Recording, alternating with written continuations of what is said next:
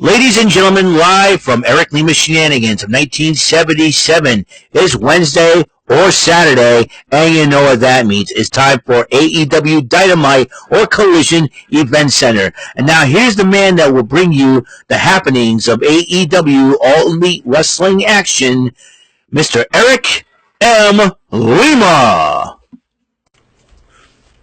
Thank you very much, Mr. Announcer, sir. Well, hello there, everyone. Welcome to yet another episode of Eric Lima Shenanigans, 1977, episode 2264 of the show. How's it going, everybody? I hope you guys are having a wonderful, wonderful night. It is May the 22nd, 2025, 11:25 p.m. Time for AEW Collision Report. As you know, it will be the final collision before AEW's Double or Nothing this coming Sunday. So, excuse me. Can't wait for that. Pretty excited. Pretty excited about this. Pretty excited because AEW Double or Nothing, it features all three of my favorite ladies. Harley Cameron's going to be there. I'll explain that one. And both my favorite ladies, Toni Storm and Mina Shirakawa, in the title match, women's title match. Gotta love it. But we're going to deal with this matchup. Now they had a contract signing. Nigel McGuinness and Daniel Garcia against FTR. They signed the contract. Both teams started brawling. And, you know, Stokely Hathaway likes to cause a little trouble. That love child of Kevin Hart and Charles Barkley. So you got that one. Toni Storm was sitting in like in a beach or a jungle like that and dressed in black. I think she knew that Mina Shirakawa means business. And said, you better bring in all you got. So, yeah, she heard what Mina Shirakawa had to say. And Mina says she respects Toni Storm. She says she wants the title, though.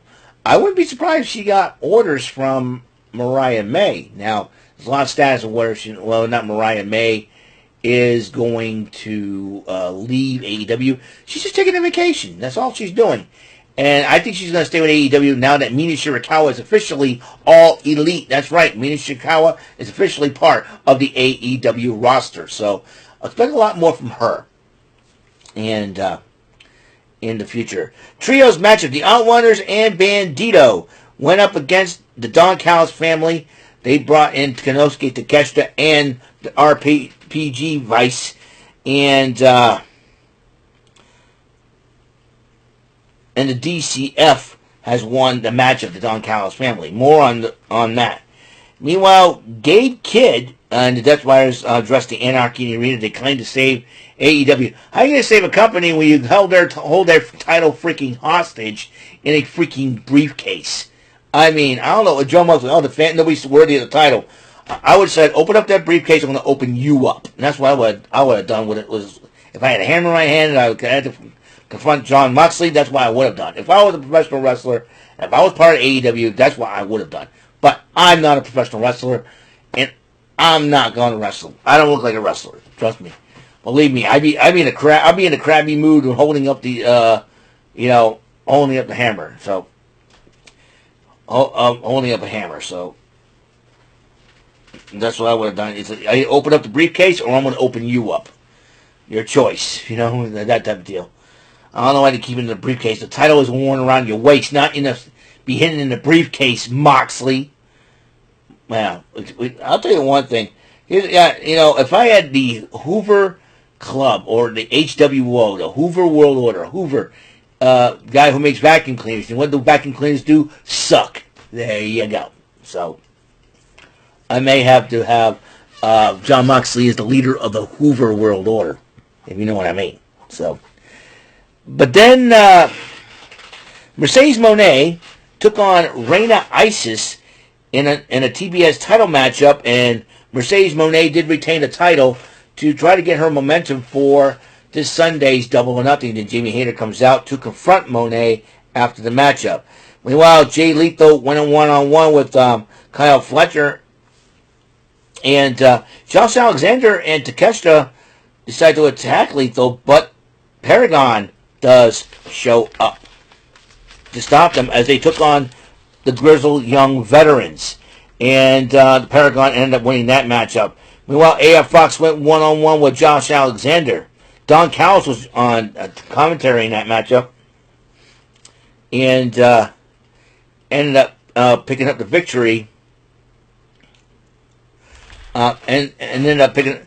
Josh Alexander ended up picking up the victory. Looks like Don Callis is on quite a roll. Now, the next matchup. Now, the reason why I'm going to go looking on this online because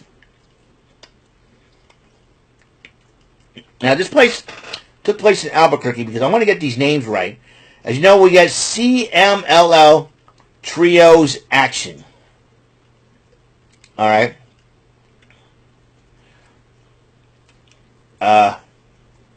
So let's see what we got here.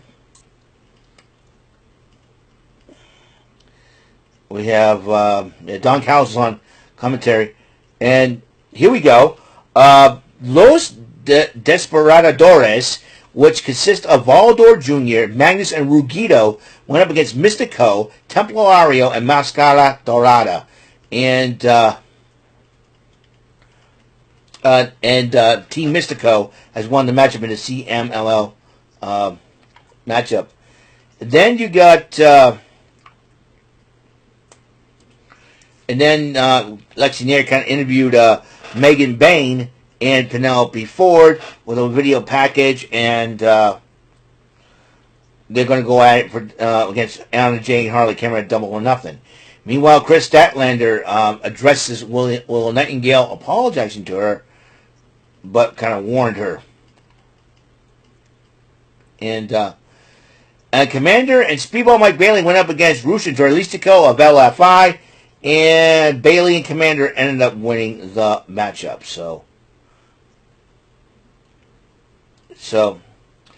And then Kazuchika Okada came out after the matchup and to confront Bailey. Bailey put out his hand, and Okada flipped him off. Bailey did kick Okada outside the ring and then dove onto Okada and grabbed the Continental Championship and took it up to the entrance to end the show. So, that is what Collision was all about. Now we're going to go for the AEW Double or Nothing picks and predictions. There is 1, 2, 3, 4, 5, 6, 7, 9 matches total on the card, and the buy-in will be the tag team match of Megan Bain and Penelope Ford going up against Harley Cameron and Anna Jay. I believe Harley Cameron and Anna Jay are going to win this matchup. But there's reports saying that Ty Mello, the wife of Sammy Guevara, we'll get to him in just a moment, is reported to be prepared for AEW's Double or Nothing. She's hoping it was that. Will she get involved in her husband's tag team title match against the Hurt Business, or will she go help her old friend Anna Jay, who raised him as TJ, and having Harley Cameron and help them out to win the matchup? That's what I'm thinking that could happen. Meanwhile, the women's Owen Hart final. Jamie Hayter versus Mercedes Moné. This was a tough call to make, but I'm picking Mercedes Moné, the current TBS champion, to win the matchup. Meanwhile, the Hurt Syndicate and the Sons of Texas, champions versus champions, only the AEW World Tag Team titles are on the line in this matchup, and I'm picking Hurt Syndicate over Sons of Texas because of that idiot MJF. This was the toughest matchup for me to call, the women's world title match. Timeless Toni Storm, the lovely, gorgeous, curvaceous, babylicious Timeless Toni Storm against the curvaceous and babylicious babe from Japan, Mina Shirakawa. I picked Timeless Toni Storm to retain, and still. But look out for Mina Shirakawa. Her new Killer Instinct could help her. I mean, think about it, TBS title.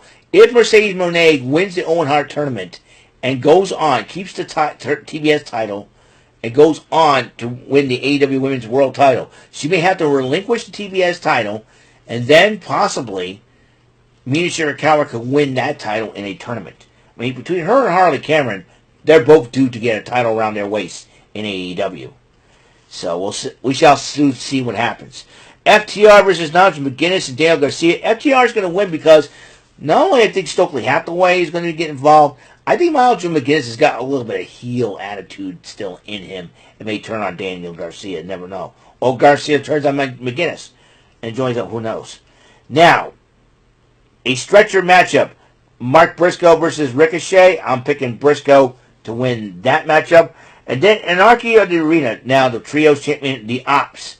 That would be Katsuyori Shibata, Samoa Joe, and Powerhouse Hobbs, teaming up with Swerve Strickland and Kenny Omega and Will Nightingale against the Death Riders and the Young Bucks. I picked Death Riders and Young Bucks because Gabe, don't call me Mr. Carter Kid, because if the Kid ends up winning and says, I'm going to be the leader and all this, because they call him the Sweat Hogs, Mr. Gabe Carter. So Mr. Gabe Kid can get involved. With all the Continental title on the line, Kazuchika Okada versus Mike Bailey. It's time for that Mike Bailey.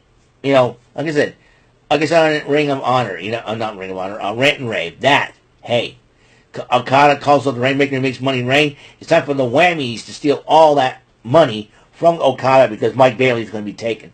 I picked Mike Bailey to win the Continental title and new. Meanwhile, the trios match at Paragon, TNT champ Adam Cole, Kyle O'Reilly, and Roderick Strong to face the Don Callis families. Now, I got to give now I make fun of Don Callis. He's a jerk. He's a hot dog-headed moron and all that. But I got to give him credit for picking these three gentlemen. International team.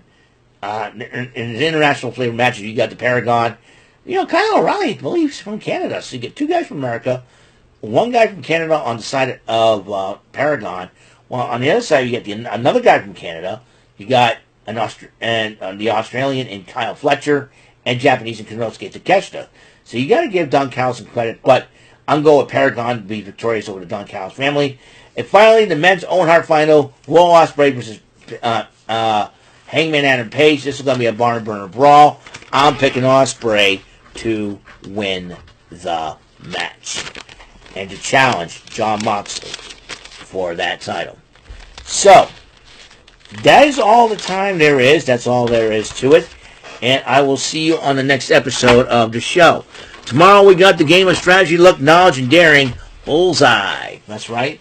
And also, we'll have fun and SmackDown 2, where I can make my predictions for Saturday night's main event then. And that'll be tomorrow. But for now, see you guys later. Guys, have a wonderful, blessed night. And until the next episode comes rolling around, Mr. Announcer, take us home. That is all for today's episode of the show.